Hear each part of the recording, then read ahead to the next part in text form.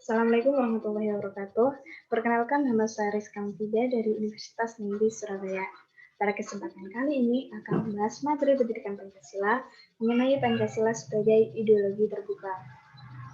Nilai Pancasila sebagai ideologi terbuka terdapat tiga hal. Yang pertama adalah nilai-nilai dasar Pancasila bersifat tetap dan tidak berubah. Dari Pancasila lahir sampai sekarang, nilai-nilai Pancasila tidak berubah, tidak boleh diubah dan tetap. Yang kedua adalah keterbukaan menyangkut penjabaran pelaksanaannya di dalam nilai instrumental yang dapat disesuaikan dengan kebutuhan dan tantangan dalam kurun waktu. Yang ketiga adalah keterbukaan pada pengalaman dan pengembangannya di dalam kehidupan masyarakat, berbangsa, dan bernegara. Jadi ketiga nilai inilah yang menjadikan Pancasila sebagai ideologi terbuka. Selanjutnya adalah dimensi ideologi terbuka.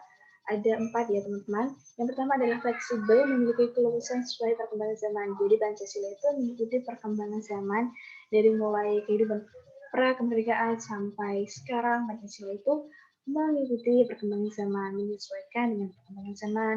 Yang kedua adalah reality atau realis.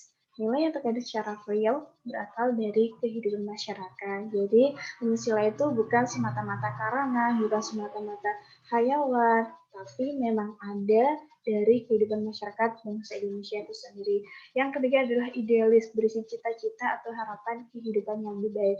Jadi setiap sila-sila Pancasila itu diharapkan menjadi cita-cita bangsa Indonesia supaya lebih baik lagi kehidupannya. Yang keempat adalah normatif, tertuang dalam peraturan perundang-undangan. Jadi setiap peraturan perundang-undangan harus berdasarkan pada Pancasila.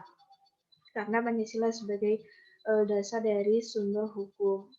Selanjutnya adalah ciri khas ideologi terbuka. Nilai tidak dipaksakan dari luar, melainkan kekayaan rohani, moral, dan budaya sendiri. Jadi Pancasila itu bukan dipaksa dari luar. Terus ini Pancasila, ini digunakan sebagai dasar, bukan paksaan ya teman-teman, juga bukan orang luar memberikan Pancasila untuk dijadikan dasar negara, tapi Pancasila itu memang lahir ada dari kehidupan masyarakat, tercermin dari kehidupan masyarakat. Yang selanjutnya adalah konsensus masyarakat atau kesepakatan masyarakat tidak diciptakan oleh negara melainkan masyarakat sendiri.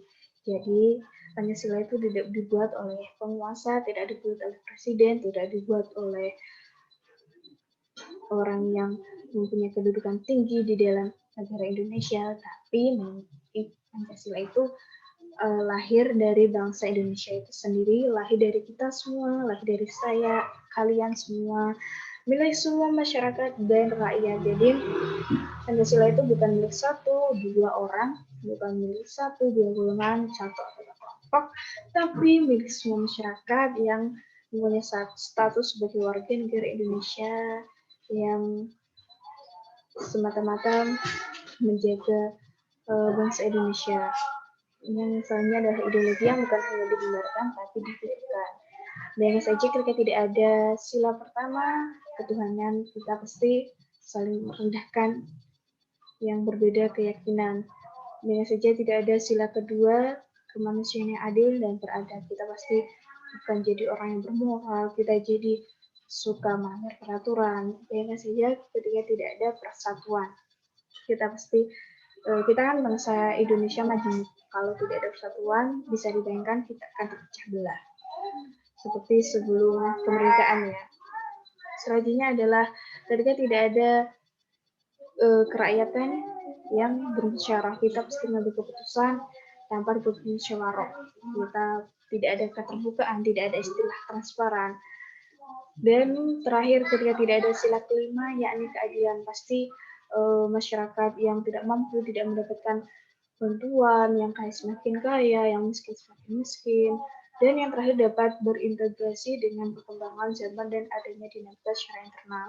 Jadi Pancasila itu menyesuaikan dengan perkembangan zaman seperti pada zaman teknologi saat ini, bantuan kuota belajar yang merata, yang adil bagi seluruh siswa atau mahasiswa atau pelajar yang ada di Indonesia.